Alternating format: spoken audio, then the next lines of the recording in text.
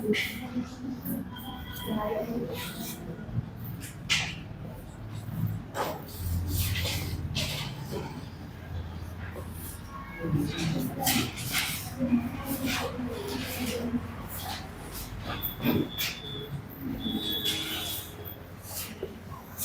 का टॉपिक क्या है आपका? वैदिक कालीन राजनीतिक जीवन।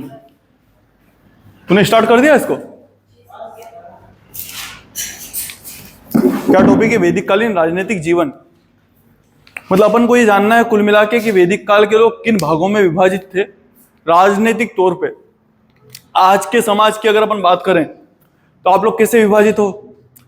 घर में रहते हो, आपका घर कहाँ है? शहर में है, जिले में है, राइट? जिला काय में है, संभाग में है, संभाग काय में है, राज्य में है, और राज्य काय में है, देश में है। ऐसे ही विभाजित हो। बस अपने को यही जानना है कि उस समय के लोग कैसे विभाजित थे, कोई अलग बात नहीं है। रिलेट करके देखोगे तो चीजें ज्यादा अच्छे से समझ में आएगी।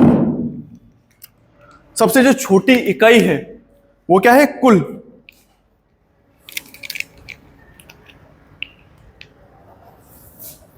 जो सबसे छोटी इकाई है कुल। कुल मतलब आपका घर। क्या बोल सकते हैं? अपना जो घर रहता है ना, उसको क्या बोलते हैं? कुल। इसका जो हेड होता था, इसके प्रमुख को क्या बोलते थे? कुलपति।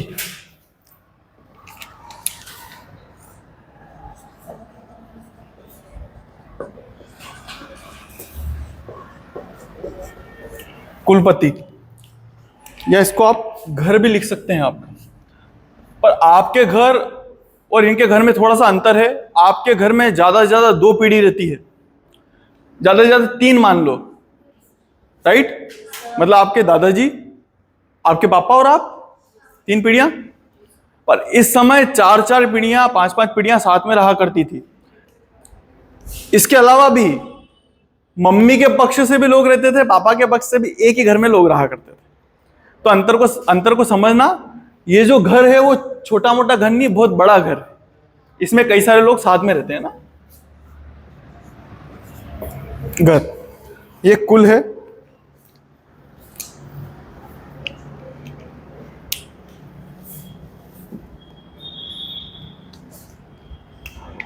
इसका जो प्रमुख है कुलप, और गृहपति भी बोलते हैं इसको।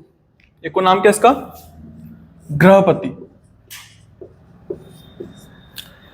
यह सामान्यतः कौन होता था? तो जो वृद्ध सदस्य होता था घर का, पुरुषों में।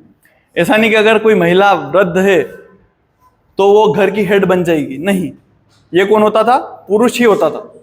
ये जो समाज है जो अपन वैदिक कालीन पढ़ रहे हैं, ये भी अपन पूर्व वैदिक कालीन पढ़ रहे हैं ना।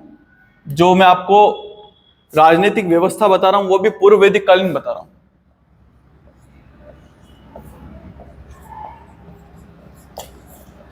अपन बाद में उत्तर वैदिक भी पढ़ेंगे, पर अभी सिर्फ पूर्व वैदिक पढ़ रहे हैं। यहां पे महिलाओं की स्थिति तो बहुत अच्छी है। मैं आपको सामाजिक व्यवस्था में बताऊंगा कि कितनी ज्यादा अच्छी है। पर फिर भी ऐसा नहीं है कि घर की जो मुखिया है वो महिला बन सके, राइट? इतनी बात आई समझ में? बस। सबसे फर्स्ट नंबर पे कुल था। कई सारे कुल मिलके क्या बनते हैं? ग्राम। आपने घर देखा है गांव में? तो आपका घर है, ऐसे कई सारे घर मिलके क्या बन जाएंगे? गांव। तो उसको क्या बोलेंगे? ग्राम। ये फर्स्ट, ये सेकंड ग्राम। इसका जो हेड होता था ग्राम, या इसको गांव लिख लेना है। ये आज का गांव है, उस समय क्या होते थे? ग्राम। इस ग्राम का जो हेड था उसको बोलते थे ग्रामणी। कौन होता था? ग्रामणी। ये जो पूरा पूरा गांव हुआ करता था उसका क्या होता था? हेड होता था। फिर होते थे विश।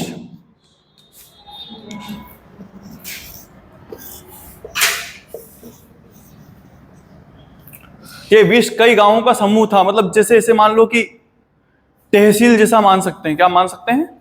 तहसील जैसा।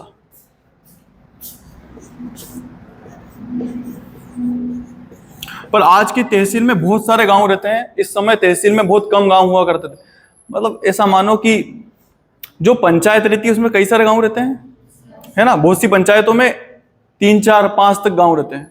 आप इसको वैसा मानो विश को। और इसका जो हेड है वो विष्पति है। कौन है? विष्पति। यहां पति का मतलब क्या है? क्या होता है पति का मतलब? हेड है ना। पति मतलब वो पति वाला पति नहीं है, हस्बैंड वाला नहीं है, ये नॉर्मल। यहां विष्पति आ जाएगा, कुलपति आ जाएगा, है ना। तो उसको रिलेट करने के लिए ऐसे रिलेट कर सकते हो कि घर का हेड है, ये विष का हेड है। ऐसे कहीं पति आ जाए तो समझ जाना कि वो हेड की बात कर रहे हैं, राइट। अभी नहीं, अभी तो कोई इज्जत ही नहीं होती है घरों में, है ना। करने वाले करते हैं पर बहुत सी जगह नहीं करते। फिर है जन। अपने को मेन इसी को पढ़ना है। ये सिर्फ आप लोगों के लिए ऑब्जेक्टिव टाइप क्वेश्चन आ सकते हैं, इसलिए इसको बताया। इसमें सीखने जैसा कुछ भी नहीं है। अपने लिए मेन मुद्दा काय का है? जन का।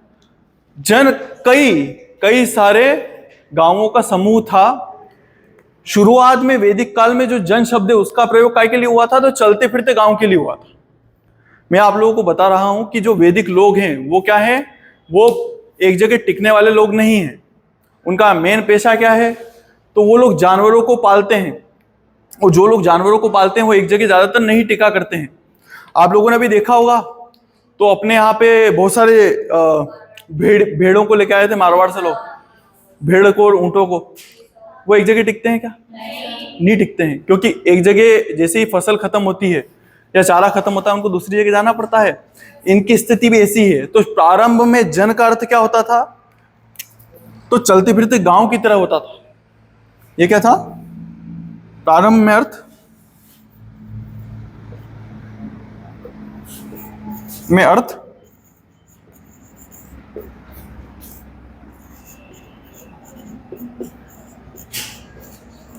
चलते फिरते कबीले की तरह कर लेना।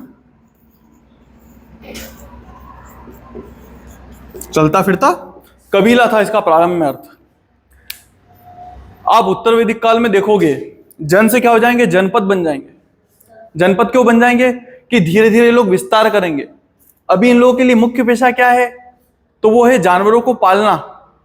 धीरे धीरे मुख्य पेशा क्या बन जाएगा? कृषि। और कृषि के लिए आप लोगों को पता होगा, कृषि के लिए एक जगह रुकना पड़ता है। तुम लोग घूमते घूमते खेती कर सकते हो? नहीं कर सकते हो। अभी अपन क्या पढ़ रहे हैं? पूर्व वैदिक काल। तो पूर्व वैदिक काल में व्यवस्था ऐसी है, ये लोग घूम रहे हैं। धीरे धीरे मैं आप लोगों को बताऊंगा चीजों को रिलेट करना। जब मैंने आपको बताया था विस्तार के बारे में, तो कैसे हुआ था? विदेह माधव और गौतम राहुगण क्या कर रहे हैं? विस्तार कर रहे हैं विश्वानर अग्नि के द्वारा। और मैंने इसका इनडायरेक्टली मतलब क्या बताया था? कि लोहे की खोज हो गई है, और लोहे की खोज से गहरी खुदाई होती है, और लोहे की खोज से पेड़ भी आराम से काट सकते हो आप लोहे से। तो क्या हो रहा है? पेड़ कटेंगे, खुदाई होगी और फसलें उगेगी, मतलब कृषि बढ़ रही है। उससे रिलेट करो। किससे? जो मैंने भौगोलिक व्यवस्था बताई थी उससे रिलेट करना। वहां कृषि बढ़ रही है, उसी कारण यहां पे क्या हो रहा है? यहां पे अभी तक तो जानवर हैं। आगे जाके जब आप उत्तर वैदिक काल देखोगे तो आपको क्या नजर आएगा? कि वहां पे अब क्या होगा? फसलें उगने लगेगी, तो उन लोगों को एक जगह पे रहना पड़ेगा। ये जो अर्थ है वो अर्थ खत्म हो जाएगा। बात आई समझ में? रेगुलर क्लास में आओ, चीजें समझ में आएगी। इसका जो हेड है उसको बोलते हैं जनस्य गोपा।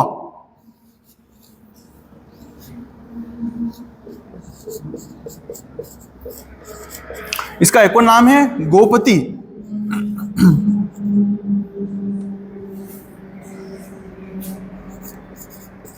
इसका एक और नाम है विषामपति।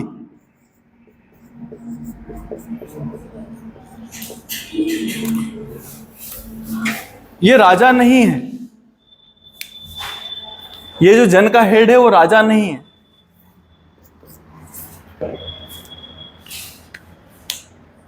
अच्छा इधर आऊं, तो मेरे को देख के करोगे क्या? इसको ही देख लो ना। ये प्रश्न आया है कि क्या इसकी स्थिति आज के राजा जैसी थी क्या? बिल्कुल नहीं। देखो, कबीलाई समाज में एक चीज होती है कि अगर अपन सब कबीलाई लोग हैं तो अपन लोगों में एकता बहुत ज्यादा होगी, प्लस समानता रहेगी। ऐसा नहीं है कि मैं राजा हूं तो आप लोग मेरा बहुत ज्यादा सम्मान करोगे। हाँ, आपके जैसे बैठ के एक जगह खा लूंगा। आप लोगों ने मूवीज में कबीलाई लोग देखे हैं क्या? देखे हैं? तो वो लोग सब एक जैसे ही बैठे रहते हैं। ऐसा नहीं कि उसके लिए अलग से सिंहासन होगा, कि उसका अलग सम्मान करेंगे। एकदम मूवी में अपने को बाद में पता चलता है कि यार ये तो सरदार है कबीले का, राइट, उनके बिल्कुल उनके साथ में रहता है। यहां पे भी स्थिति ऐसी है। इसको हेड जरूर बनाया है, किसको, इसके नाम है अलग अलग, गोपति, विषामपति या जनस्य गोपा, ये इसके नाम है, पर ये राजा नहीं है। इसका सिर्फ इतना सा काम है कि गायों की रक्षा करता है। क्या करता है? गायों की रक्षा। सपोज मानो कि अपना एक जन था, अपने यहाँ बहुत सारी गायें थी। अब हाँ मान लो यार, होगी भी सही। अब उस गायों की रक्षा करने के लिए एक जना तो चाहिए जो सेना का नेतृत्व कर सके, है ना, और गायों की रक्षा के लिए काम कर सके। मैंने बोला ना कि अभी खेती नहीं है, अभी तुम लोग की खेत है, इसलिए तुम लोगों को बातें कम समझ में आ रही। तुम्हारे सिर्फ और सिर्फ अगर गाय भैंस बकरी होते तब क्या करते? तब तुम लोगों को भी एक राजा बनाना पड़ता, जो क्या करता, इसका हेड होता, इसको संभालता, इसकी रक्षा करता। तो ये जनस्य गोपा, गोपति, विषामपति का अर्थ क्या है? गायों की रक्षा करने वाला। हारी नहीं रहे। देखो दोनों चीजों में अंतर है। हारी गायों को चराता है, पर ये क्या कर रहा है? ये गायों की रक्षा कर रहा है सेना रख के, राइट। ये ऐसा नहीं चराने के लिए गया, तुम कहां से कहां लेके जाते? आप लोग समझे बात को? दोनों चीजों में बहुत ज्यादा अंतर है, हारी में और जनस्य गोपा में। हारी सिर्फ चराता है, ये युद्ध भी लड़ेगा। गाय के लिए, गाय के लिए। ये दूसरे गांवों से गाय भी चुरा के लेके आएगा ताकि आप लोगों में बांट सके, राइट। थोड़ा अंतर है। और उसके बदले जब ये इतना मेहनत करेगा तो आप लोग क्या करोगे? आप लोग अपने हिस्से में से जो चीजें आएगी वो कुछ इसको इनाम के रूप में दोगे, राइट। बातें समझ में आ रही है? तो ये क्या करता है? गाय की रक्षा करता है।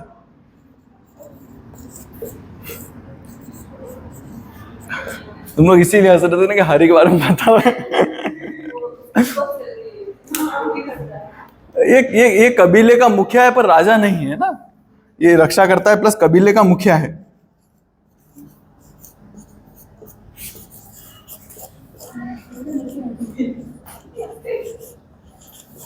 अब तो समझ में आया कि ये मुखिया भी है। यहां तक कुछ डाउट है? ये इनका भौगोलिक विभाजन है कि कैसे लोग बटे हुए थे। कुल मतलब अपना घर, घर का मुखिया कौन हुआ? कुलपति या गृहपति। गांव, गांव का मुखिया कौन हुआ? ग्रामणी, जो आपका सरपंच है वो, है ना। विश, विश का जो हेड है वो कौन हो गया? विशपति। विश मतलब कई गांवों का समूह। फिर उससे बढ़ के कौन हो गया? जन। जन मतलब एक ही कबीले के लोग जो रहते थे अलग अलग गांवों में, उसका हेड कौन हो गया? जनस्य गोपा, गोपति, विषामपति।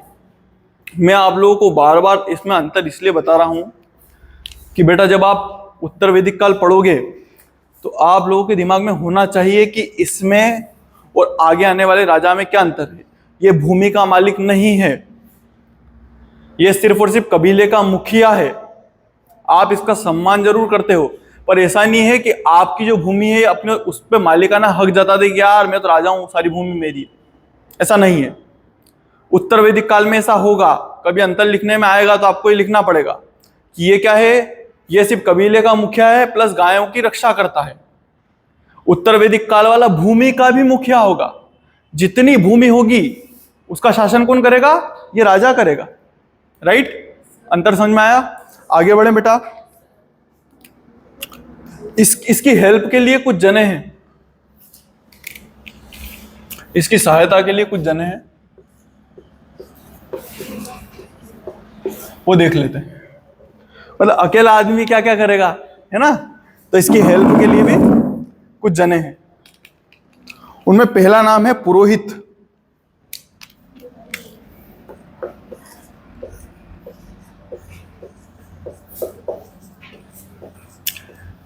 इनके मतलब भी पूछे जाते हैं कॉम्पिटिशन्स की एग्जाम में।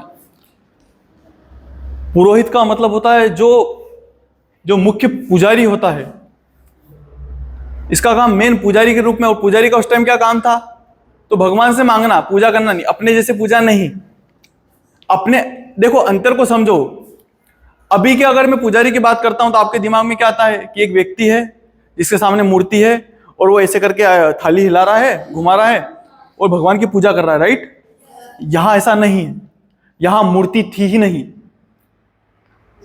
हाँ, ऐसे नहीं कि हम मूर्ति नहीं थी तो यूं आकाश में हिला रहा है कि मतलब अगर सूरज की पूजा करना हो सूरज की ऐसे करके, नहीं, यहां पे भौतिक रूप में माना ही नहीं था ईश्वर को।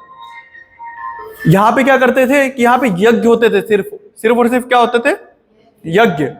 और यज्ञों में ही देवता की आहुति देते थे कि हाँ भगवान आप ऐसे ऐसे कर देना, स्वाहा। अभी भी करते हो, वही काम पहले होता था। बस अभी अंतर यह है कि अभी आप भगवान भी साथ में रख देते हो आसपास में। पहले ऐसा था कि अग्नि भगवान को ऊपर जाके बता दी थी, अब भगवान आसपास में ही बैठे हुए हैं, तो दोनों का मिक्स हो गया। या तो यहां सुन लेंगे या ऊपर सुन लेंगे। बातें आई बेटा समझ में? तो दोनों चीजों में अंतर है। ये पुरोहित है जिसका नाम क्या है, ये जिसका मेन काम क्या है? यज्ञ वगैरह करना, यज्ञ करना। और जो जनस्य गोपा है या गोपति है, उसके लिए मांगना, मतलब उसके लिए आशीर्वाद मांगना, युद्ध के लिए आशीर्वाद मांगना, ये मांगना कि हे भगवान हमको बहुत सारी गायें दे दो, हे भगवान हमको बहुत सारे घोड़े दे दो, हे भगवान हमको रथ दे दो। ऐसी चीज मांगते थे, ये थोड़ी कि कार दे दो, एप्पल का। हाँ, ये अभी की है, वो पुरानी चीजें थी। ये पुरोहित है और ये धर्म का प्रमुख भी है ना, धर्म का प्रमुख। यज्ञ वगैरह करवाता है, राजा के लिए आशीर्वाद मांगता है, ये इसका मेन काम है। जो अगला व्यक्ति है वो है सेनानी।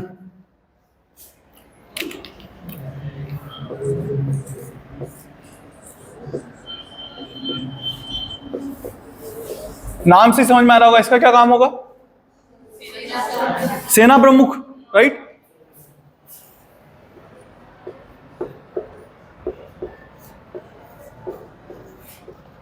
इसका मेन काम क्या था कि राजा के साथ में लड़ने के लिए जाता था, सेना का नेतृत्व करता था। फिर अगला है ग्रामणी। बताया था मैंने आपको क्या काम है इसका। ये कौन है? गांव का हेड है।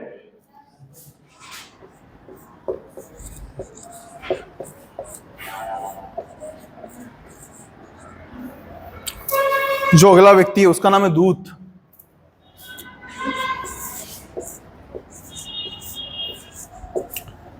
इस दूत के दो काम थे।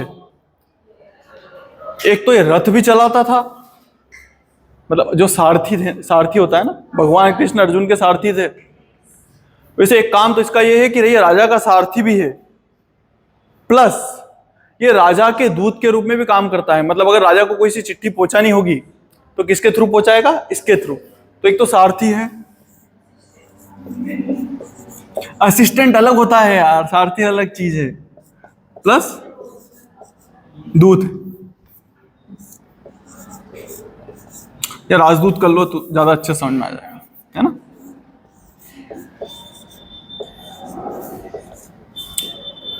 असिस्टेंट अलग चीज है। असिस्टेंट जो राजा के साथ में रहता है, ये असिस्टेंट नहीं है, ये दूत है। मतलब अगर आपको कोई सी चिट्ठी पहुंचवानी है दूसरे राजा को कि भैया तूने मेरी गाय चोरी क्यों करी, वहां पे ऐसी ही चिट्ठियां पहुंचती होगी कि यार तूने मेरी गाय चोरी क्यों करी बता। वो बोलेगा फिर कि तुमने भी तो करी थी। हाँ, बस यही। क्योंकि देखो जमीन को लेके झगड़े नहीं है। मैं आप लोगों को कॉन्सेप्ट क्लियर करना चाहता हूं कि जो पूर्व वैदिक काल है वहां जमीन को लेके झगड़े नहीं है। इसलिए राजा है, भूपति नहीं है। आगे भूपति हो जाएगा। भूपति मतलब समझ, भूमि का स्वामी। अगर इसके कॉन्सेप्ट क्लियर रहेंगे आपके तो आप आंख बंद करके लिख दोगे। ऐसे राइटिंग भले मेरे जैसी हो जाएगी आंख बंद करने से, पर लिख दोगे, आपके ध्यान में रहेगी चीजें, आपको रटना नहीं पड़ेगा। तो अंतर समझ रहे हो ना? अभी सिर्फ गायों की रक्षा करता है, भूमि का मालिक नहीं है, जमीन को लेके झगड़े नहीं होते हैं इनके, जमीन खूब है, राइट? आगे बढ़े। फिर अगला है रथकार।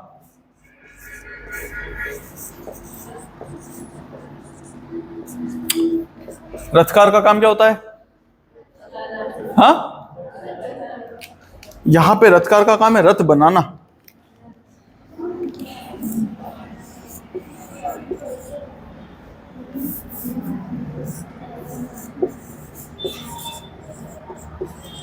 अगर रथकार का काम रथ चलाना होता है तो फिर सारथी कौन होता है? मतलब कुछ भी।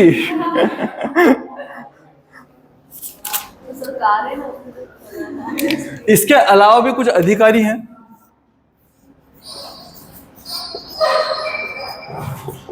उनके भी नाम लिख लो। देखो आप लोगों से मैं बताता हूं क्वेश्चन कैसे आते हैं ना। वो क्वेश्चन ऐसे पूछेगा, ग्राम का प्रमुख, ऐसे वो पूछेगा कुल का प्रमुख गृहपति, विष का प्रमुख विषपति, जन का प्रमुख गोपति, विषामपति या भूपति में दे देगा। क्या दे देगा? भूपति में दे देगा। और पूछ लेगा पूर्व वैदिक काल का। तो अपने दिमाग में होना चाहिए कि भूमि नहीं थी, भूमि के लिए लड़ाई नहीं थी। बार बार समझा रहा हूं, फिर पूछूंगा। फिर गलती मत करना। जैसे आज बता रहे थे ना, नदियों के नाम बता रहे तुम लोगों ने कितने अच्छे। ऐसे ही ये पूछ लेगा कि इसके सहायता में कौन कौन था। तो आप लोगों को ये नाम बताने पड़ेंगे कि दूत का काम क्या था, कि राजदूत के रूप में भी जाता था, सारथी भी था।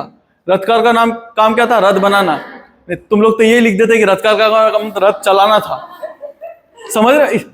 मेरे को मजा नहीं आता एक बात 10 बार दोहराने में। मेरे को पता है कि तुम्हारे 10 बार में जाता है अंदर दिमाग में, इसलिए मेरे को दोहराना मेरी मजबूरी है बेटा।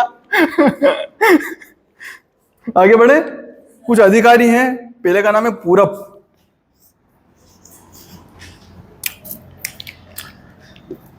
क्या नाम है? पूरब। पूरब नहीं है ना, पूरब। ये जो पूरब है ना, ऐसे नाम 100% पूछेगा अगर कोई सी टफ एग्जाम हुई तो, कि पूरब का मतलब क्या होता है। अभी तुम में से किसी को आता है? सेनानी का मतलब तो दिमाग लगा के बता सकते हो कि सेना प्रमुख है। पूरब का मतलब क्या होता है? आधे तो पूरब करके आएंगे, बोले कि पूरब होता है। इस पूरब का मतलब होता है दुर्गपाल। अब तुम में से दुर्गपाल का मतलब किसको नहीं पता है? 1 2 3, अरे हाँ, तुम किसी को नहीं आता। तुम दुर्गपाल का मतलब होता है जो दुर्ग की रक्षा के लिए खड़ा रहता है ना, उसको दुर्गपाल बोलते हैं। जैसे आज के टाइम पे भी जो रहते हैं ना, पुलिस वाले खड़े रहते हैं, क्या बोलते हैं? गार्ड, जो गेट के बाहर खड़े रहते हैं, गेट के यहाँ पे खड़े रहते हैं। अपने यहाँ पे भी कायदे से रहने चाहिए थे, है ना? सब कॉलेजों में होते हैं। अपने भी लाएंगे बेटा, है लाएंगे। अभी फोन लगाया। हाँ, अभी तेरे को मिड डे मील का खाना खिलाऊंगा, है ना? दूसरा है स्पर्श।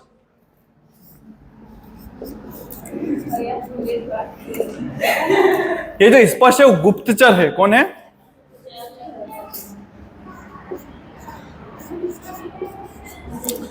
ना तुम लोगों में भी गुप्तचर छोड़ रखा, ध्यान रखना है ना। गुप्तचर मतलब समझते हो? जो लोगों के साथ में रहता है और सूचनाएं क्या करता है? राजा को पहुंचवाता है। तुम लोगों में जितने लोग हैं सब एक प्रकार से गुप्तचर तो हो, चाहे लड़का हो कि लड़की हो। कि वो तो तेरे बारे में ऐसे ऐसे बोल रही थी, फिर वो बुराई करेगी, फिर उसी को जाके बताओगे कि तेरे को पता है वो तो ऐसे ऐसे बोल रही थी। लड़के भी करते हैं आजकल, क्या पता क्या हो गया है। मना करना नहीं करते। सही से बताऊं, लड़के लड़कियों से ज्यादा करते हैं। अब बहुत पता नहीं चलता है, सब करते हैं। अब मजा आता है उस चीज में, मजा है ना। वो दूसरी चीज में नहीं, इसलिए करते हैं लोग। मजा आता है। क्या क्या जा रहा है? फर्क तो पड़ेगा नहीं, सुने उसको दे नहीं रहा है, और कुछ भी नहीं। जिसको अपन बता भी रहे हैं ना, उसको फर्क नहीं पड़ता। वो बात कर लेगी जाके, कर लेगा जाके, ऐसा होगा। नेक्स्ट जो है ना, वो बृहस्पति। बृहस्पति ब्राज, इसका मतलब होता है कि जो देखो, जब चीजों को रिलेट करोगे तो चीजें समझ में आएगी। अभी क्या है? अभी इन लोगों के लिए जानवरों की जरूरत है। पशुपालक लोग हैं ये। पशुपालकों के लिए क्या इंपॉर्टेंट होता है? खेती नहीं। कौन हाँ कर रहा है? खेती इंपॉर्टेंट होती है। खेती अगर इंपॉर्टेंट होती तो पशुपालक होते ही क्यों? मैं तो फिर बोलता है कि खेती इंपॉर्टेंट है। फिर तो जमीनों के लिए झगड़े होते हैं कि तेरे खेत में इतनी पाती ने, मेरे खेत में इतनी पाती। मैं बोल रहा हूँ जमीनों के लिए झगड़े हो नहीं रहे, क्योंकि ये लोग खेती नहीं करते हैं। ये लोग क्या करते हैं? पशुपालन करते हैं। तो बृहस्पति का काम क्या है? कि जो खेती के लिए जो चरागाही भूमि है, चारे वाली, उसका हेड है ये। समझ में आ रहा है? प्रमुख भी ऐसे ही बन रहे हैं। अगर तुम एक बार दिमाग लगा लोगे ना बेटा कि व्यवस्था कैसे चल रही है, इस चीज को समझ लोगे ना, तो तुमको रटने की जरूरत नहीं पड़ेगी। ब्राजपति मतलब तुमको समझ में आ जाना चाहिए कि इसका संबंध खेत से नहीं हो सकता है, इसका संबंध कैसे है? तो क्या, हाँ बोलो, कैसे? चरागाही भूमि से है।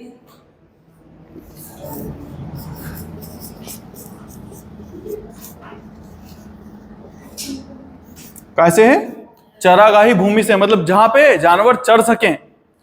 अभी इनके झगड़े भी इसी चीज को लेके होते हैं कि ये चरागाही भूमि, ये तुमने मेरा चारा चढ़ लिया, तेरी गाय इधर आ गई, इन चीजों को लेके, राइट?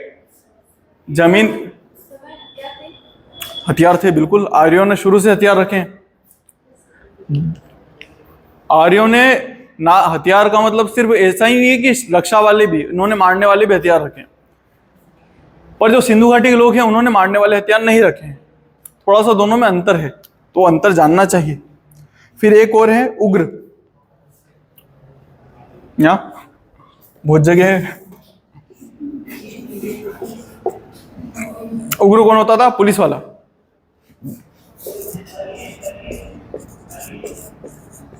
और एक था उपस्थि,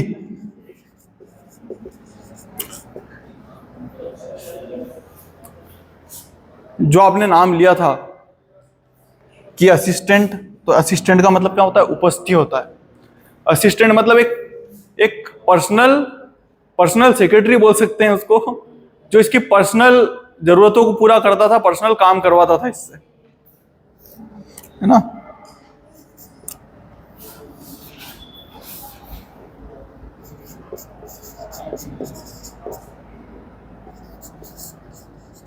निजी कार्यकर्ता।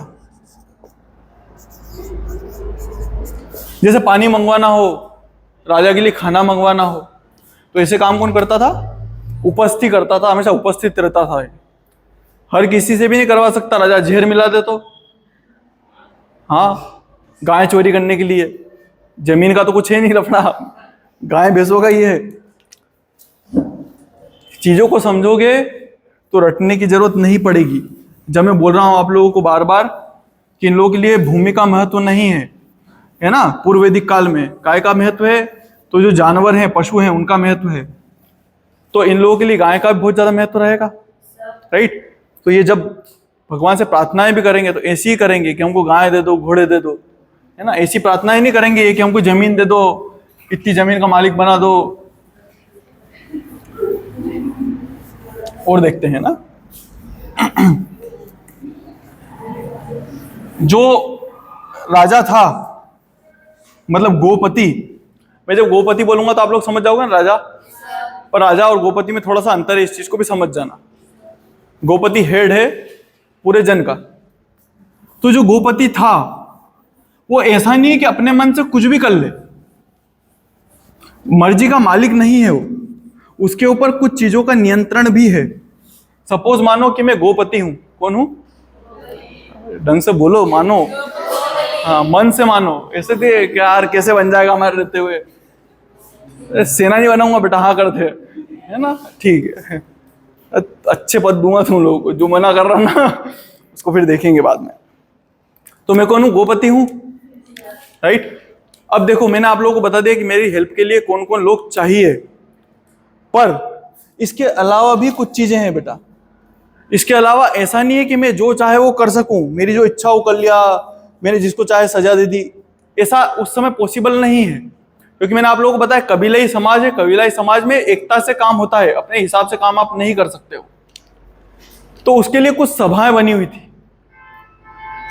5 सभा और समितियों के नाम है, मतलब 5 ऐसे ग्रुप्स के नाम हैं जो आप लोगों के लिए मोस्ट इंपॉर्टेंट है, राइट? तो इसको अच्छे से देख लेना। ये नियंत्रण रखती थी राजा पे।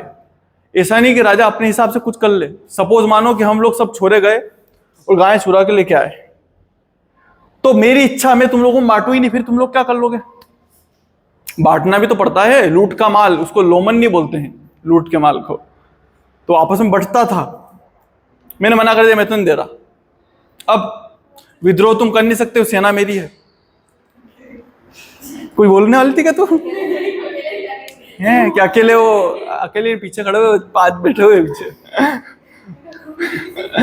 फिर क्या करोगे? तो इसके लिए क्या होता था बेटा? तो इसके लिए समिति, सभा, ऐसे लोगों की संस्था थी जो राजा पे नियंत्रण रखती थी। राजा अपने हिसाब से काम नहीं कर सकता था पूर्व वैदिक काल तक। तो वो देख लो, कुछ संस्था है, उनके नाम देख लो। पूर्व वैदिक काल में कुछ संस्थाएं हैं, उनके नाम हमको जानना चाहिए। ये आप लोगों के लिए मोस्ट आईएमपी।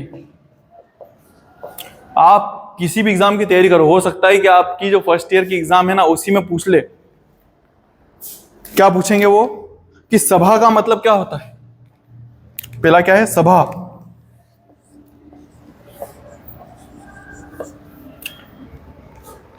पहली कौन सी संस्था है? नाम बोलोगे तो ध्यान में रहेगी। कौन सी संस्था है? सभा। ये आज के राज्यसभा जैसी है। भारत में जो लोकतांत्रिक प्रणाली है ना, उसके राज्यसभा जैसी है। और राज्यसभा में बताता हूं कैसे लोग जाके बैठते हैं। राज्यसभा में चुनाव होते हैं? कौन हाँ बोल रहा है? राज्यसभा में चुनाव होते हैं। आपने राज्यसभा कभी वोट दिए हैं? लोकसभा के दिए, विधानसभा के दिए, पार्षद होने के दिए। राज्यसभा कब वोट देती भाई तुमने? जिन लोगों को आप चुनते हो, राइट, वो लोग वोट देते हैं राज्यसभा के लिए। जैसे अपने विधायक हुए, आपके सांसद हुए, ये लोग मिलके किसको वोट देंगे? राज्यसभा के सदस्यों को वोट देंगे कि उसको चुन के भेजना है। ज्यादातर बूढ़े बूढ़े लोग है ना, और जो लोग जो थोड़े समझदार नहीं हो जाते, दार्शनिक टाइप, हाँ मेरे जैसे विद्वान लोग भी होते हैं, है ना। कुछ मेरे जैसे विद्वान बोलना चाहते हैं, बट विद्वान लोग, कोई कलाकार हो गया, राइट, ऐसे लोगों को ये लोग क्या करते हैं? राज्यसभा में भेज देते हैं। हेमा मालिनी बैठी हुई थी राज्यसभा में, बैठे थे वो, देखा होगा आप लोगों ने। इसके पहले सचिन तेंदुलकर भी राज्यसभा का मेंबर रहा है। और उनको राजनीतिक कोई जानकारी है क्या? नहीं है। पर उनको खुश करने के लिए, यार तुम बहुत विद्वान हो और कोई सी चीज अगर बदलती है तो तुम भी उस चीज में इन्वॉल्व हो सको, तो उनको कहाँ भेज देते थे? राज्यसभा में। ये राज्यसभा जैसा है, अपर हाउस है। यहां पे क्या होता है? तो विद्वान प्लस जो बुजुर्ग लोग हैं वो रहा करते हैं। यहां पे महिलाएं भी बैठ सकती है, पुरुष भी बैठ सकते हैं, दोनों बैठ सकते हैं। कब तक? जब तक पूर्व वैदिक काल है। जैसे ही उत्तर वैदिक काल आएगा तो महिलाओं को बाहर कर देंगे, नहीं अलाउ नहीं हो, खाना बनाओ घर जाके। ऐसा होगा, कई चीजों में मना करेंगे। तो जो महिलाएं बैठ रही है ना, उनको इस पुरुषों को सभ्य बोलते थे, स्त्रियों को बोलते थे सभावती। जैसे सांसद और विधायक होते हैं, तो ये तो अपन आज बोलते हैं सांसद और विधायक, उस समय सांसद और विधायक नहीं होते थे। अगर कोई महिला है तो उसको सभावती बोलते थे, और अगर कोई पुरुष है तो उसको सभ्य। ठीक है। और जो द्वारपाल होता था उसको सभाचार बोलते थे।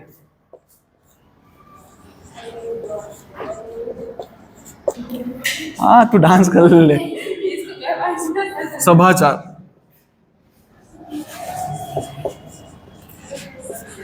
क्या बोलते थे?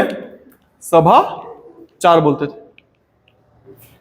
इसका कोई विशेष काम नहीं था, ये बस ऐसे मंत्रणा किया करती थी। जो बुजुर्ग लोग थे उनको बुरा नहीं लगे इसलिए इस पे आके बैठा करते थे। काम कैसा चल रहा है कैसा नहीं चल रहा, बस इस पे बातचीत करते थे। कोई विशेष महत्व था नहीं। अगली जो पढ़ेंगे अपन, उसका बहुत ज्यादा इंपॉर्टेंस है अपने लिए। समिति, ये अपने लिए बहुत ज्यादा इंपॉर्टेंट है क्योंकि ये प्रमुख संस्था थी।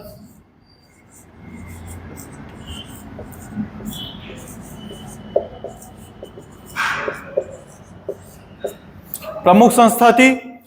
इसमें आम लोग बैठा करते थे, आम जनता बैठती थी। और यहां पे क्या होता था, तो यहां पे लूट के माल का बंटवारा होता था। क्या हो रहा है? लूट के माल का बंटवारा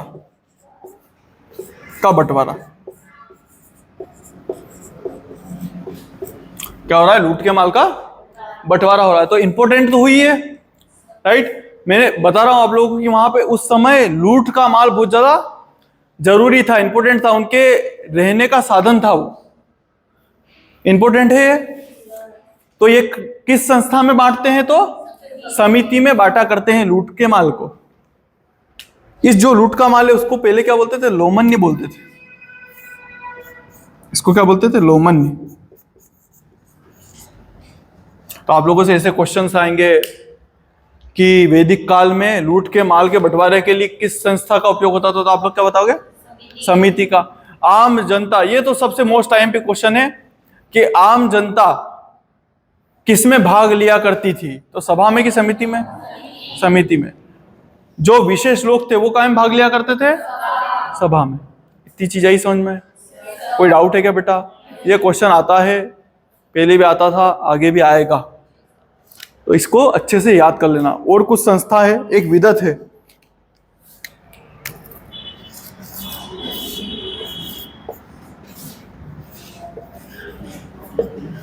विदत, ये प्राचीनतम संस्था है, सबसे प्राचीन।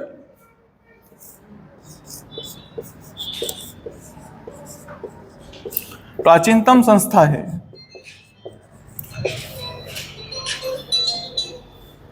सभा, समिति, ये सब बात की संस्थाएं हैं। विदत सबसे प्राचीनतम संस्था है। इसमें जो उपज है उसका बंटवारा करते हैं, उपज का बंटवारा।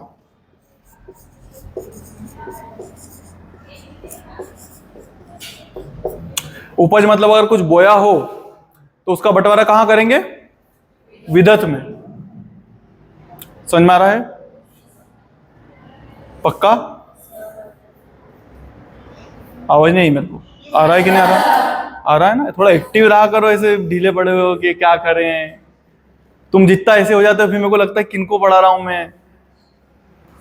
फिर वो अपन ने शुरुआत में नाम दिया है कि वो आंगनवाड़ी चल रही है, बच्चे खोए हुए हैं।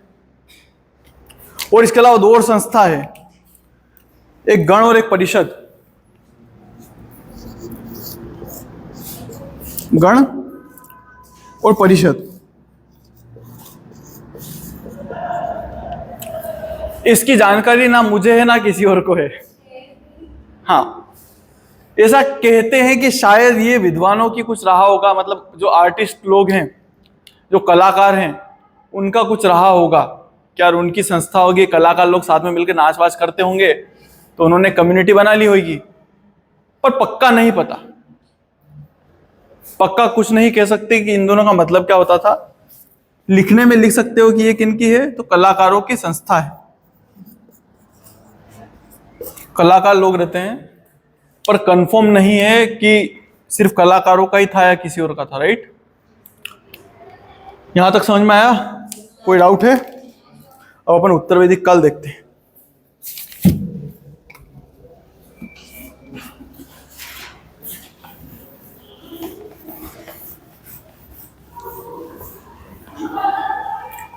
उत्तर वैदिक काल में चीजें बदलेगी।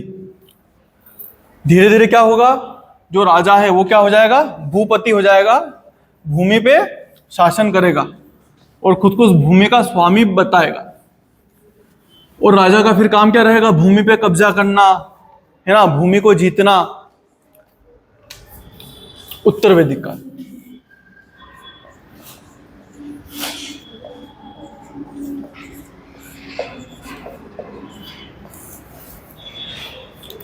उत्तर वैदिक काल की राजनीतिक दशा कैसी है?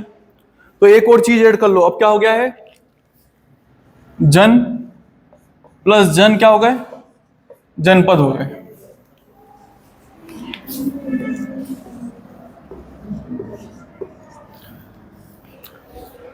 मैं राजा था, है ना, गोपति था, पर धीरे धीरे क्या हुआ? लोहे की खोज हुई, तो हम लोगों ने खेती करना चालू करी। खेती करना चालू करी तो एक ही जगह रहने लगे तो क्योंकि मैं राजा था तो मेरे दिमाग में एक ही चीज आई कि क्योंकि मेरा अधिकार है, मेरे पास सेना है, तो मैं सिर्फ गायों का ही राजा क्यों बनूं, तुम लोगों का ही शासक क्यों बनूं, इस भूमि का भी राजा मैं ही हूं। तो मैंने अपना नाम क्या रख दिया, भूपति रख दिया। जब मैंने भूपति रखा तो मेरे दिमाग में आई कि क्यों ना विस्तार किया जाए। तुम लोगों की भी इच्छा होती है कि ना जिसके 10 बीघा खेती है 10 से 20 हो जाए, काश होती है। कौन मना कर रहा है, नहीं होती है। कि अपना जो प्लॉट है वो 1000 स्क्वायर फीट का है तो काश 1500 का होता, होती है। ये यहीं से शुरू हुई है इच्छाएं, समझने की कोशिश करना। इसके पहले इच्छाएं नहीं थी, पहले बार ये इच्छा थी कि गाय और हो जाती है। समझ रहे हो बेटा? ये जो इतिहास है वो क्रम से चलता है, इस चीज को ध्यान रखना। तो जो तुम आज जैसे हो जरूरी नहीं है कि तुम ऐसे ही पैदा हुए थे, असलियत में माहौल से तुम ऐसे बन गए हो, राइट। अगर तुम कबीलाई समाज में होते तो तुम्हारी बिल्कुल इन सब चीजों की इच्छा नहीं होती, तो कबीलाई समाज में सब बांट के खाते हैं वहां पे, राइट। तो इसीलिए इतिहास पढ़ना बहुत इंपॉर्टेंट है। क्या है, दो जन मिलते हैं, जनपद बन जाता है। मतलब एक राजा ने दूसरी जगहों पे कब्जा करना चालू कर दिया है जमीन के लिए, तो जमीन बढ़ गई, उसका नाम क्या हो गया, जनपद हो गया। कुछ जगह है उसको देख लो जहां पर, और ये जनपद कैसे बन रहे हैं तो उसका कारण क्या है, लोहे की खोज। लोहे के कारण क्या होगा, कृषि प्लस हथियार भी बनेंगे, हथियार। और इस कृषि के कारण क्या होगा, तो विस्तार। बस इसीलिए जनपदों का निर्माण हो रहा है। अब कुछ जनपद है जो अपने को देखना है। पहली जनपद है पुरु प्लस भरत। ये दो जनपदें थी, आपस में लड़ी, कई तो लड़ लेती थी और कई समझौता करके एक हो जाती थी। जैसे सपोज मानो कि मैं भरत जन का हूं, मैंने 10 राजाओं को हराया था, तो बाकी तो घबरा गए होंगे ना। उनके दिमाग में तो आया हुआ कि अगर अपन अकेले रहेंगे तो जीत पाएंगे क्या। तो लोग आपस में क्या करते हैं, एक हो जाते हैं कि यार चलो अपन 3-4 इकट्ठे हो जाते हैं तो थोड़ी तो ताकत बढ़ेगी। तो ऐसे इकट्ठे भी हो रहे हैं, कुछ जीते जा रहे हैं, राइट। ऐसे आगे बढ़ रहा है। तो पुरु और भरत जो दोनों जनपद थे, वो दोनों मिलके क्या बन गए, जनपद बन गए। उसका नाम क्या हो गया, कुरु। तो आप लोगों से ऐसे ही क्वेश्चन आते हैं, नेट की एग्जाम में आया हुआ क्वेश्चन है कि जो कुरु जनपद है वो किन 2 जनों से मिलकर बना है। तो आप लोग क्या बताओगे, पुरु और भरत से मिलकर बना है। इसके बारे में एक छांदोग्य उपनिषद है, छांदोग्य उपनिषद। उसमें कहा है यहां पे कभी अकाल नहीं पड़ा। छांदोग्य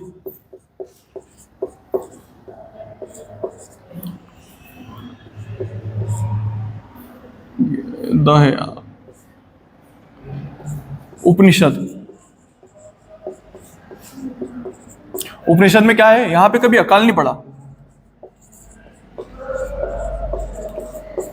प्लस यहां कभी टिड्डी दल का हमला नहीं हुआ।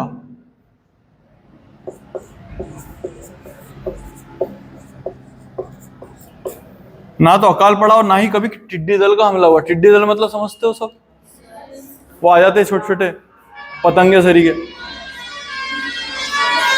लास्ट टाइम कब आए थे, म्यूजिक अच्छा है इसका, कोरोना में आए थे ना, अभी बहुत टाइम से नहीं आया ना।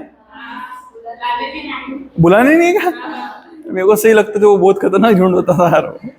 अच्छा आप लोगों की दिक्कत आती है ना। नेक्स्ट देखो, इसका जो राजा है उसका नाम है, अच्छा इसकी राजधानी का नाम है आसनदीव। राजधानी आसनदीव।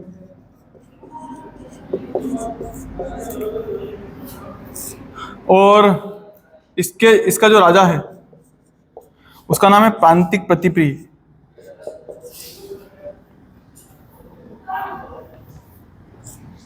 प्रांतिक प्रतिप्रिय। इसके बाद में जो राजा आएगा उसका नाम जन्मेजय, और इसके बाद में जो राजा है उसका नाम है परीक्षित।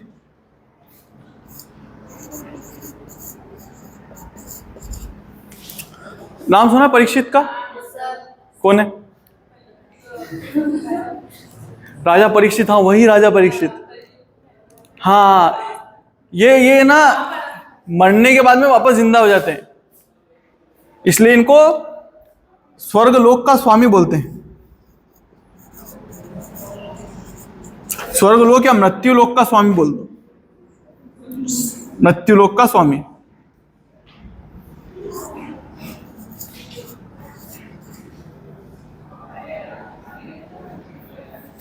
मृत्यु लोक का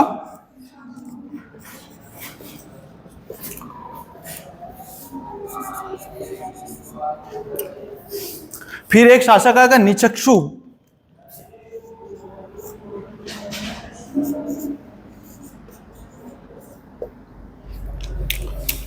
ये एक जगह है जिसका नाम है कौशाम्बी।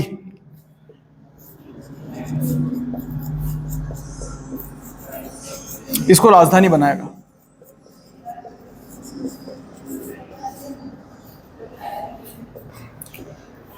अब देखो क्वेश्चन कैसे आते हैं, ये सब नेट के क्वेश्चन हैं जो मैं आप लोगों को बता रहा हूं, ये आए हुए क्वेश्चंस हैं। आप लोगों ने इनमें से कईयों के नाम तो सुने भी नहीं होंगे, कईयों के नाम सुन के अजीब लग रहा होगा कि ये राजाओं के भी नाम है क्या, पर ये जब क्वेश्चंस आएंगे तो आप लोगों को अपने आप समझ में आएगा कि हाँ ये कितने ज्यादा इंपॉर्टेंट हैं। एक तो क्वेश्चंस ऐसे बनते हैं कि राज्य का नाम कुरु, उसके आगे पूछेंगे कि इसके शासक का नाम क्या है, और अपने शासक बहुत सारे हैं, तो इनमें से कोई सा पूछ सकता है, वो सब पूछ सकता है कि प्रांतिक प्रतिप्रिय था क्या, जन्मेजय था क्या, परीक्षित था क्या, निचक्षु था क्या, ऐसे। फिर एक और क्वेश्चन पूछ सकते हैं कि ऐसा कौन सा शासक है कुरु का जिसने राजधानी आसनदीव से हटा के कौशाम्बी कर दी थी, तो आप लोग क्या बताओगे? निचक्षु ने कर दी थी। ऐसा हुआ था कि ये जो क्षेत्र है आसनदीव, यहाँ पे क्या आई थी? बाढ़ आई थी। जब बाढ़ आई तो उसने सोचा कि यार बाढ़ में कैसे रहेंगे, अगली बार फिर आ जाएगी। मंदसौर में भी आई थी ना शायद 1-2 साल पहले। मंदसौर वालों ने तो नहीं छोड़ा घर पर इसने छोड़ दिया, और इसने कहा बना ली राजधानी कौशाम्बी में। ये कई बार क्वेश्चन आया है, ये आप लोग के लिए बहुत ज्यादा इंपॉर्टेंट है कि कौशाम्बी को राजधानी किसने बनाया, तो निचक्षु ने बनाया।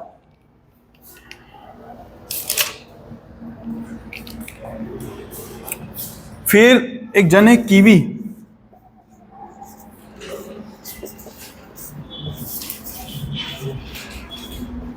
कीवी और तुर्वश, ये दोनों मिलके क्या बना लेंगे? पांचाल। पांचाल फर्स्ट सेकंड सब एक हो रहे हैं, राज्य बढ़ रहे हैं बेटा धीरे धीरे, है ना, क्योंकि भूमि का इंपोर्टेंस बढ़ रहा है। कीवी और तुर्वश के बारे में ये बताया है कि ये जो जगह है यहां पर कभी भी जो लोग थे ना तो व्यभिचार करते थे ना ही शराब पीते थे, मतलब बहुत सभ्य लोग रहा करते होंगे यहाँ पे। तो यहाँ के लोग ना व्यभिचार करते थे, लोग ना व्यभिचार ना ही नशा करते थे। हाँ, नशा मुक्ति अभियान में लिखा है करते थे, ठीक है। व्यभिचार मतलब समझते हो? नहीं समझते हो? जो लोग प्रोस्टिट्यूशंस के पास में जाते हैं ना, वेश्यावृत्ति में भाग लेते हैं ना, वो व्यभिचारी लोग होते हैं। मतलब अपनी पत्नी के अलावा दूसरी स्त्री के साथ में संबंध बनाना क्या कहलाता है? व्यभिचार कहलाता है। तो वहां के लोग इतने अच्छे लॉयल थे, क्या थे? लॉयल थे वहां के लोग। मतलब यहाँ की महिलाएं बड़ी खुश रहती होगी, एक इधर उधर मुंह नहीं मार रहा आदमी, फिर नशा भी नहीं करता है, और क्या चाहिए? देखो यार सीधी सी बात है, अपने देश की महिलाओं की यही तो दो दुर्दशा है कि ये दो काम अगर पुरुष छोड़ दे तो वैसे जीवन स्वर्ग बन जाए उनका, पर ये छोड़े नहीं छोड़े ये तो बहुत मुश्किल होता है। नशा नहीं छोड़ते, कुछ टाइम छोड़ भी देगा फिर वापस चालू कर देगा। बहुत लोगों को जानता हूं यार मैं, जिन लोगों के इससे घर बर्बाद हुए हैं। इसके जो शासक है उनका नाम है प्रवाहन जवाली, प्रवाहन जवाली। और जो अगला शासक है उसका नाम है उद्दालक अरुणी, अरुणी। ये दो इसके शासक हैं।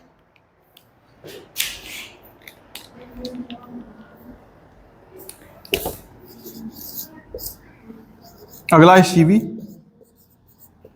और भलानश।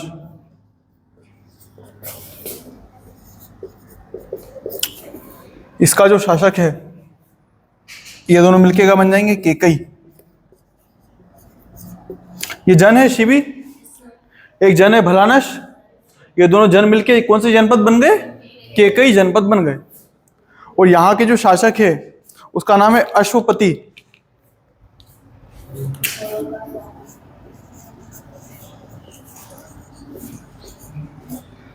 अश्वपति।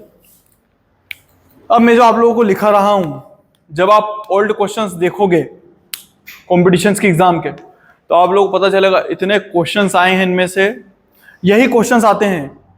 नाम दे देगा आप लोगों से जन के, जनपद के, और जनपद का फिर राजे का नाम पूछेगा कि इसका राजा का नाम क्या था। केकई दे देगा तो आपको बताना पड़ेगा कौन है इसका राजा? अश्वपति है। पांचाल देगा तो इन दोनों में से कोई भी उठा के दे सकता है, राइट? तो ये सब अपने को पता होना चाहिए। और क्या हो रहा है? तो जो मैंने आपको संस्थाएं लिखाई थी, कौन कौन सी संस्थाएं लिखाई थी आपको? सभा, समिति, विधत, विधत, गण और परिषद, है ना? परिषद। उत्तर वैदिक काल में ये दो तो बचेगी, बाकी सब खत्म। मैं बोल रहा हूं ना, धीरे धीरे राजा लोगों के महत्व को कम करता जा रहा है। जब तक लोगों का, मैं क्यों चाहूंगा क्या आप लोगों का मेरे पे हक बना रहे? आप लोग मेरे को बार बार टोको, राइट? राजा कभी चाहेगा क्या? मैंने आप लोगों को बताया कि मैं अगर मुखिया हूं, यहां का गोपति हूं, तो मैं क्यों चाहूंगा कि यार तुम लोग मेरे को बार बार टोको? मैं अगर चाहूं कि यार यहां से मैं युद्ध करना चाह रहा हूं, आप लोग बोलो कि नहीं नहीं तू नहीं करेगा, मेरे को अच्छा लगेगा क्या?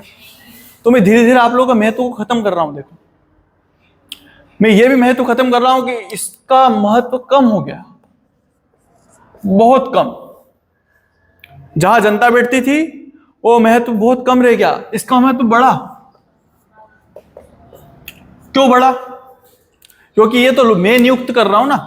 जनता में तो तुम सब बैठते, यहां पे तो कुछ लोग बैठ रहे हैं, और वो मैं बता रहा हूं कौन कौन बैठेगा। मेरा विरोध करेंगे क्या बैठने वाले? अगली बार बिठाऊंगा ही नहीं। ऐसे जबरदस्ती नहीं चलती, इसको सजा देना है ना। तू सेनापति ने मेरा, इसको सजा मिलनी चाहिए। इतना इतना तू मेरे सामने बोल सकती है, वहां बोल पाती क्या? ये खुश हो जा तू बोल के बस। और इसके अलावा राजा के बारे में जान लो थोड़ा सा, कि कहां के राजा को क्या बोलते थे।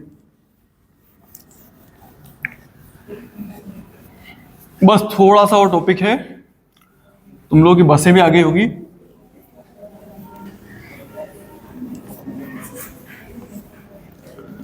उसको पूरा करके इस टॉपिक को अपन खत्म करेंगे। पर दिशाएं बताना मेरे को, है ना, कि कौन सी दिशा कहां होती, मेरे को नहीं आती।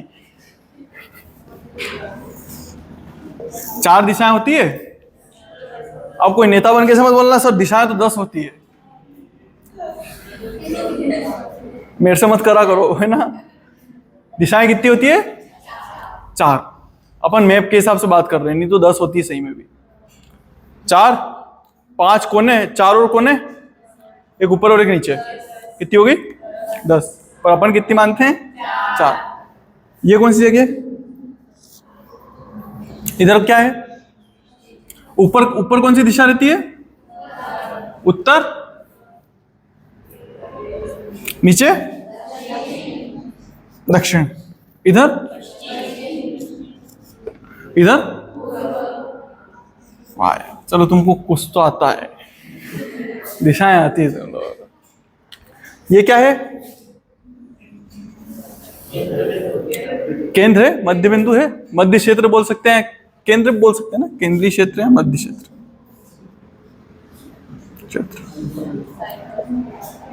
मध्य क्षेत्र, इसमें नजर नहीं आएगा, देखना है। तुम लोग मैसेज करोगे फिर कि सर आपका लिखा हुआ नजर नहीं आ रहा था, कर लेना। मैं बोल रहा हूँ ना, मुझसे सुन लो। ये क्या है? मध्य क्षेत्र है, पूर्व, उत्तर, पश्चिम और दक्षिण। दिल्ली अपने उत्तर में है कि कहां पे है? उत्तर में, दक्षिण में, कहां पे है दिल्ली? उत्तर में है पक्का। विराट कोहली कहां रहता है? कहां का है विराट कोहली? दिल्ली का ही है ना। तो यहां के शासक को क्या बोलते हैं? विराट। मैंने ऐसे ही याद करा था यार, है ना, क्योंकि मेरे को पता है दिल्ली दिल्ली करता रहता है, तो 100% दिल्ली में ही रहता होगा। और दिल्ली उत्तर में है, तो यहाँ के शासक का नाम क्या है? विराट नाम है यहाँ के शासक का। और यहाँ के राज्य को वेराज्य बोलते हैं। राज्य का क्या बोलते हैं? वेराज्य। और राजा को क्या बोलते हैं? विराट। जो पश्चिमी क्षेत्र है वहां का शासक क्या कहलाता है? पहले इस राज्य को बोलते हैं स्वराज्य। क्या बोलेंगे? स्वराज्य। और यहां का जो शासक है वो सर्वत है। तो ऐसे ही क्वेश्चन आते हैं कि पूरब के शासक को क्या बोलते थे वैदिक काल में? तो आप लोग बताओगे कि पूरब के शासक को स्वराज सर्वर बोलते थे। पूरब के क्षेत्र को क्या बोलते थे? तो स्वराज्य बोलते थे। ऐसे पश्चिम का क्षेत्र है, यहां के राजा को सम्राट बोलते हैं। क्या बोलते हैं? सम्राट। यहां के क्षेत्र को क्या बोलते हैं? साम्राज्य। क्या बोल रही? यहां के राजा को क्या बोलते हैं? सम्राट। यहां का जो क्षेत्र है उसको क्या बोलते हैं? साम्राज्य। और जो दक्षिण है वहां के शासक को भोज्य, जो क्षेत्र उसको बोलते हैं भोज्य। और यहां के राजा को बोलते हैं भोज।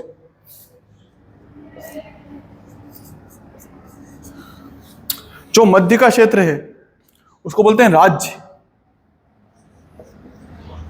और यहां के शासक को बोलते हैं राजा। तो अगर आप लोगों से पूछ ले कि शासकों को क्या बोला जाता था, तो तुम लोग तो हर जगह राजा करके आ जाओगे कि राजा का मतलब शासन होता है, तो अपन राजा लिख के आ जाते हैं और ऐसे करके गलत करके आओगे। राइट? करोगे ना गलत? इसलिए आप लोगों को पता होना चाहिए कि उत्तर भारत में जो राज्य है उनको क्या बोलते हैं? वेराज्य। शासक को क्या बोलते हैं? विराट। ऐसी जो पश्चिम में है उसके राज्य को क्या बोलेंगे? स्वराज्य। शासक को सर्वत। दक्षिण में राज्य को क्या बोलेंगे? भोज। शासक को भोज। पूर्व में क्या बोलेंगे? साम्राज्य। और इसके राजा क्या बोलेंगे? सम्राट। इतना जानना चाहिए। अब कुछ नाम है इस समय के जो करता धरता लोग थे उनके, वो नाम देख लो, फिर आप लोगों का ये टॉपिक खत्म हो जाएगा। मतलब हेल्प के लिए जो लोग थे उनको रत्नी बोलते थे। और ये आप लोगों के लिए मोस्ट इंपोर्टेंट है। रत्नियों की संख्या वैसे 12 थी, पर मैं आप लोगों को 10 बता रहा हूं लगभग, और 2 और है वो अपन बाद में देख लेंगे, क्योंकि मैं उन 2 को लेके कंफ्यूज हूं कि इनके काम क्या क्या हैं। राइट? क्योंकि कई जगह दूसरे काम बताए हैं, वहीं बहुत सारी जगह दूसरे काम बताए हैं। क्या मैं ऐसे पलटता हूं, तुम लोग ऐसी आवाज करते सर, फिर मेरे को ऐसे पहचानना रहेगा किसने बोला है। नहीं, ये बंद करने के बाद खेल लेना मेरे साथ में, अलग खेल, है ना। मैं पलटूंगा, तुम लोग एकदम सर बोलना, फिर मैं पहचानूंगा तुम में से किसने बोला। राइट? खेलो, सही है ना? पढ़ाई नहीं करनी तुम लोगों को बस, है ना, खेल खेलोगे। तो कुछ रत्नी है,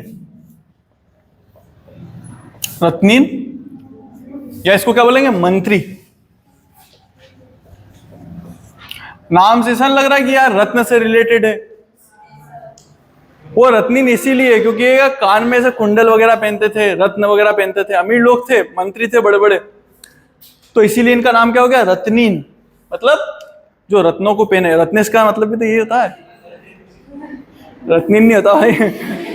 रत्नेश का मतलब क्या होता है, जो रत्नों का स्वामी हो, राजा हो। और मैंने एक भी रत्न नहीं पहन रखा। और एक और मतलब भी होता है इसका, क्या होता है, कुबेर। लक्ष्मी माता उधार लेके जाती है मेरे से। कहने की बात है सब। तो कुछ रत्नीन है, उसको देख लो। पहला है पुरोहित। ये जो रत्नीन है, फिर बता रहा हूं, हो सकता है तुम्हारे बीए की एग्जाम में आ जाए, इसको याद कर लेना। इनकी संख्या 12 है, दो और मैं बाद में बता दूंगा, क्योंकि मैं उस चीज को लेके बहुत ज्यादा कंफ्यूज हूं। हर जगह उसके बारे में अलग अलग चीजें लिख रखी है कि उसका मतलब क्या होता है। मंत्री है ये, चित्र वाला त्र है। ये देखिए, देखिए, तुम लोग समझ गए थे। इसकी आंखों में दिक्कत है। हाँ, मैंने तो सही लिख रखा है। अभी देख क्या क्या था, देखा वो भी देख, लगी हुई थी कि नहीं थी। इस वीडियो को अपन एडिट करेंगे, पहले ये लगा था वो दिखाऊंगा मैं, फिर इसकी आवाज सुनाएंगे। यार मेरी भावनाएं समझो, मैं जो मुंह से बोल रहा हूँ वो सुनो। मेरे से बहुत गलतियां होती हैं मात्राओं की, मैं उस चीज को लेके बिल्कुल मानता हूँ। ऐसा नहीं कि मैं घमंडी हूं, मैंने बिल्कुल मानता हूँ भाई, मेरे से बहुत गलतियां होती। मेरी राइटिंग शायद धरती के सबसे बुरे लिखने वाले लोगों में से, मैं इस चीज को स्वीकार करता हूं। पर ये जो नोट्स हैं, ये तुम्हारे हर एग्जाम में काम में आएंगे, ये मेरी गारंटी। फिर तुम लोगों को किसी कंपटीशन के एग्जाम में नहीं, क्या बोलते, किसी कोचिंगों पे नहीं जाना पड़ेगा, ये भी मेरी गारंटी है। हो सकता हो कि ये तुम लोगों को वीडियोस जितना आनंदित ना लगता हो, पर जितने फैक्ट्स इसमें हैं उतने तुमको कहीं नहीं मिलेंगे। तुमको बुक पढ़ने की भी जरूरत नहीं है। तो कदर करो थोड़ी, राइटिंग वाइटिंग पे ध्यान मत दो, बिंदियों पे ध्यान दे रही है यार ये। मतलब चांद पे भी दाग तो चाहिए ना। दाग है वो। पहला कौन है, पुरोहित।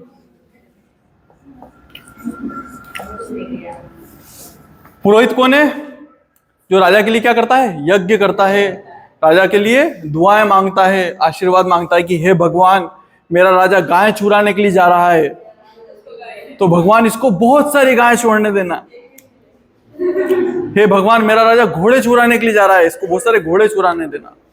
हे भगवान, मेरे राजा के पास बहुत सारे रथ रहे हैं। हे भगवान, मेरे राजा के 100 पुत्र हों। होंगे, होते भी हैं। मैं आप लोगों को बताऊंगा जब इसकी सामाजिक व्यवस्था पढ़ाऊंगा, तो आप लोगों को बताऊंगा कि बहुत सारे ऋषभ देव के भी थे। पढ़ेंगे अपन, मजा आएगा धीरे धीरे। ये क्या है, मुख्य पुजारी है, मुख्य पुजारी है, मुख्य पुजारी है। इसके बाद में सेनानी। सेनानी कौन है, सेना प्रमुख।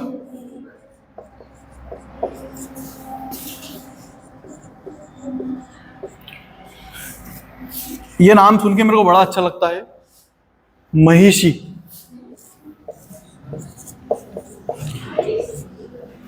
हाँ, सर को मजा आता है नाम सुन। अरे यार, नाम का अर्थ समझो। ये हेड है इसके, रत्नीन है, मंत्री है। राजा अपने सबसे प्रिय लोगों में अपनी पत्नी को भी रख रहा है, ये बहुत बड़ी बात है, राइट। ये बड़ी बात भाई, नहीं रखते हैं। कम से कम लोगों के सामने तो बिल्कुल भी नहीं रखते हैं। घर में जाके पूछ लेंगे कि अरे मैंने अच्छा करा कि नहीं करा, सब पुरुष पूछते हैं। पर लोगों के सामने औरत का सम्मान कर लेना कि यार तू मेरे को राय दे कि ये चीज सही है कि गलत है, बहुत रेयरली होता है। पुरुष इसमें अपमान मानते हैं, यार औरत से पूछे हम क्या करना है क्या नहीं करना। मानते हो मेरी बात को, होता है ऐसा। खैर अब समझदार हो गए हैं लोग। महिषी कौन है, पत्नी है राजा की, पत्नी या रानी। ब्रजपति, राजपति, ये कौन था, इसका क्या काम था, चरागाह का प्रमुख।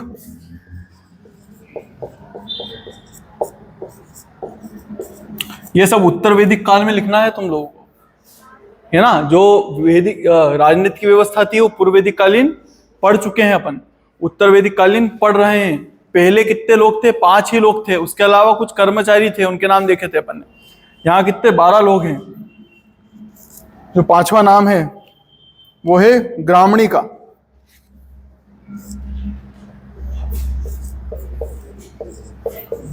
ग्रामणी कौन है? गांव का हेड।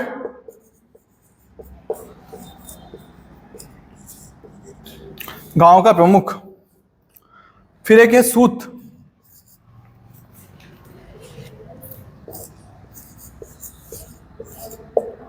ये रथ चलाता था।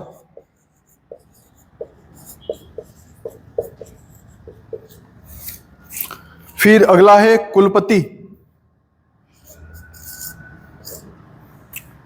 वहां कुलपति कौन था? तो जो परिवार का हेड था। यहां कुलपति में थोड़ा सा परिवर्तन है, कुलपति शिक्षा व्यवस्था को देखता है।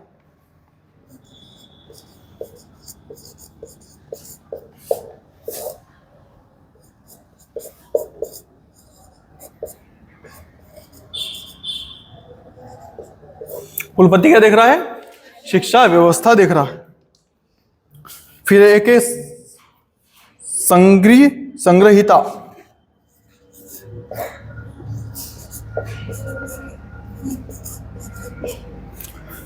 नाम से ही लग रहा है संग्रहित मतलब कुछ ना कुछ इकट्ठा करता होगा। तो क्या इकट्ठा करता होगा?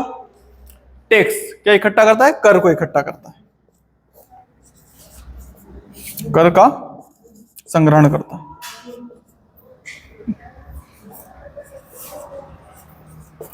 संग्रहण करता है। 8 हो गए, कुछ और बाकी हैं।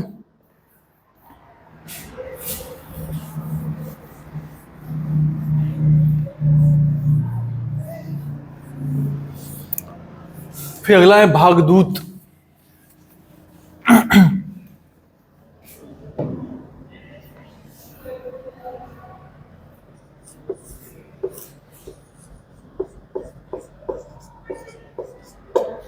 भागदूत ये वित्त मंत्री जैसा है, मतलब ये पैसा, कृषि, इनका ध्यान रखता है कि कितना पैसा कहां से आ रहा है, कृषि से कितना लाभ हो रहा है, कैसे लाभ को बढ़ा सकते हैं। तो एक प्रकार से क्या है?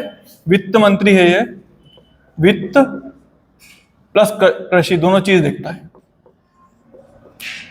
कृषि और वित्त दोनों का काम देखता है। एक है सत्ता।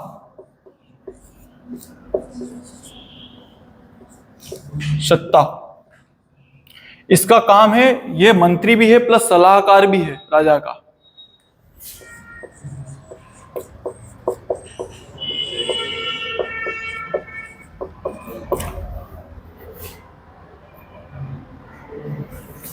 ग्यारहवां भी लिख लो। अक्षवाय। ये जो अक्षवाय है वो ज्योतिष है। कौन है?